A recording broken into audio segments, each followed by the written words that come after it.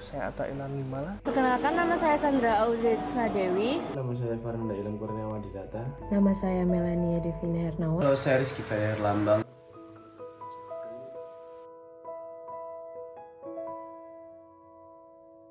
Indonesia tanah air beta, pusaka abadi nan jaya.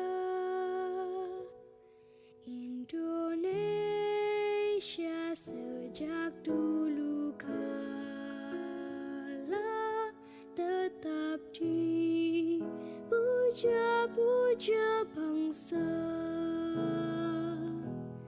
Di sana tempat lahir beta, dibuai dibesarkan bunda, tempat berlindung di hari tua, tempat akhir menutup mata. Mencerdaskan kehidupan bangsa merupakan salah satu tujuan negara sesuai amanat Undang-Undang Dasar 1945. Namun, hingga usia 77 tahun kemerdekaan Republik Indonesia, segenap masyarakatnya masih belum mempunyai akses mengenyam dunia pendidikan formal selayaknya. Berdasarkan data UNICEF pada tahun 2016, sebanyak 2,5 juta anak di Indonesia tidak dapat menikmati pendidikan lanjutan, yakni sebanyak 600.000 anak usia sekolah dasar atau SD dan 1,9 juta anak usia sekolah menengah pertama SMP. Kau ku puja, kau ku kasihi. Studi Kependudukan dan Kebijakan Universitas Gadjah Mada mengumumkan hasil penelitian hasil bantuan siswa miskin online di Sumatera Utara, Jawa Barat, Jawa Timur, Nusa Tenggara Barat, Nusa Tenggara Timur, dan Sulawesi Selatan. Ada temuan menarik, sebanyak 47,3% responden menjawab tidak bersekolah lagi karena masalah biaya. Kemudian 31% karena ingin membantu orang tua dengan bekerja, serta 9,4% karena ingin melanjutkan pendidikan non-formal seperti pesantren atau mengambil kursus keterampilan lainnya. Mereka yang tidak dapat melanjutkan sekolah ini sebagian besar berijazah terakhir sekolah dasar 42,1% maupun tidak memiliki ijazah sebanyak 30,7%. Meski demikian, rencana untuk menyekolahkan anak ke jenjang pendidikan yang lebih tinggi ternyata cukup besar, yakni 93,9%. Hanya 6,1% yang menyatakan tidak memiliki rencana untuk itu. Dibuai dibesarkan bunda, tempat berlindung di hari tua, tempat akhir menutup mata. Menko PMK, ada Ibu Femi Eka Kartika Putri. Selamat siang Ibu Femi, apa kabar? Selamat siang, alhamdulillah baik. Baik, Ibu Femi, bagaimana Kemenko PMK melihat data ini? Angka anak putus sekolah naik 10 kali lipat. Bagaimana Ibu? Ya, terima kasih Mbak untuk kesempatannya. Jadi betul, pembangunan SDM khususnya peningkatan kualitas SDM ini menjadi salah satu visi misi dari Bapak Presiden Jokowi kan. Jadi kita semua harus memastikan dan mengawal tingkatan kualitas SDM tersebut terjadi walaupun pada masa pandemi COVID ini. Nah, tadi disampaikan bahwa putus SD itu 10 kali lipat ya. Mungkin itu karena keprihatinan Ibu Suharti sebagai Sekjen Kemendikbud, tingginya angka putus sekolah ya. Namun demikian, ketika kami cek kembali data-data ini ternyata tidak sampai 10 kali lipat loh Mbak. Jadi itu memang keprihatinan beliau ya.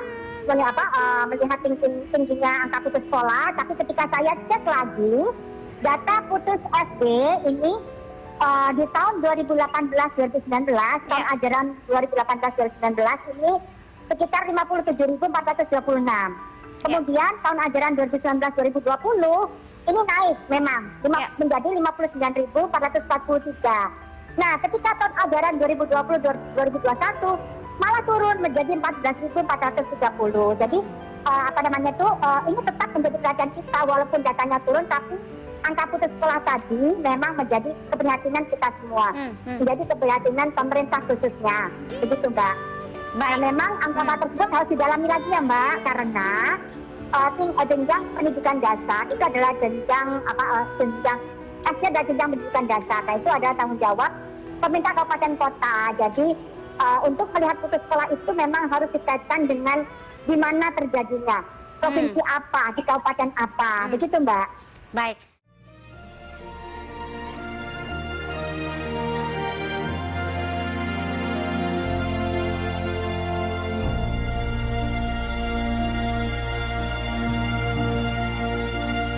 Sekolah negeri di Jakarta berjumlah 5.607, sedangkan sekolah swasta lebih mendominasi dengan jumlah 6.211. Namun ironisnya, dalam kurun waktu tahun 2019 sampai 2021, masih terdapat anak yang tidak bersekolah di DKI Jakarta.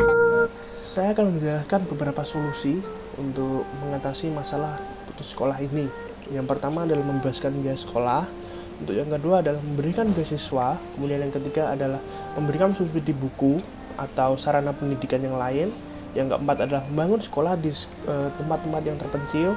Dan yang terakhir adalah mengirim guru atau tenaga kependidikan ke daerah-daerah terpencil tersebut. Tentunya agar supaya program ini berhasil, harus ada konsistensi dan pengawasan dari pelaksana agar tidak terjadi penyelewengan atau penyalahgunaan dana atau yang lain-lain seperti itu.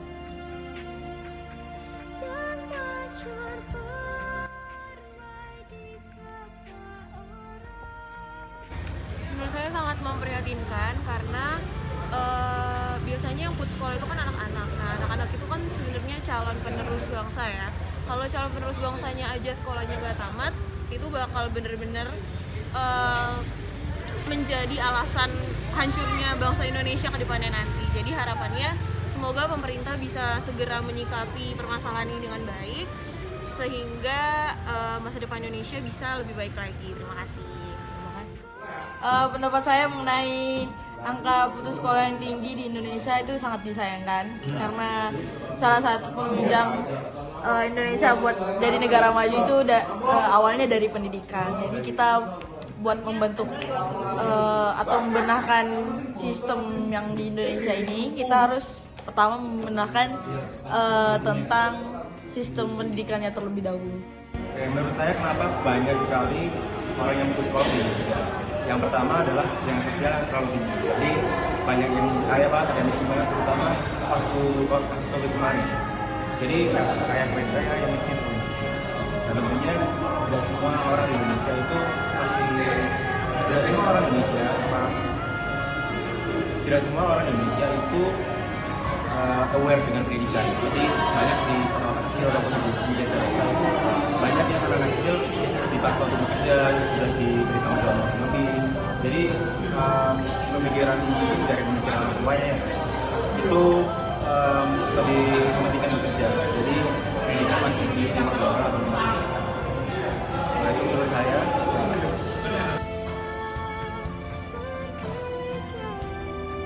Menurut saya solusi yang bisa diterapkan untuk mengatasi angka putus sekolah yang tinggi di Indonesia itu pertama dari kalangan bawah yang belum bisa sempat merasakan gimana sih rasa bangku sekolah gitu kan. Jadi misalnya kendalanya ada di biaya, yang biasanya orang nggak bisa sekolah karena biaya, itu dari pemerintahnya mungkin bisa turun langsung untuk memperhatikan atau membenahkan gimana agar dari kalangan bawah itu juga bisa tetap untuk bersekolah. Dan kalau bisa dari negara ini kalau buat melaksanakan pendidikan atau mau sekolah itu digratiskan, jadi semua kalangan bisa sekolah, bisa merasakan fasilitas buat belajar. Itu salah satu faktor pendukung buat kita ngerasain bangku sekolah, dan tentu untuk membenahkan atau memperbaiki angka putus sekolah yang tinggi di Indonesia. Kesimpulannya adalah putus sekolah tentu tak cukup hanya didekati dari sudut pandang ekonomi atau politik belaka. Di tengah situasi pandemi, aspek kebijakan Permanfaatan teknologi hingga persoalan kesehatan juga turut menjadi faktor yang perlu didekati. Artinya, pendekatan yang berbeda dibutuhkan untuk mengatasi persoalan putus sekolah. Kebijakan bantuan dana pendidikan tidak lagi cukup menjadi satu-satunya cara mengantisipasi anak putus sekolah.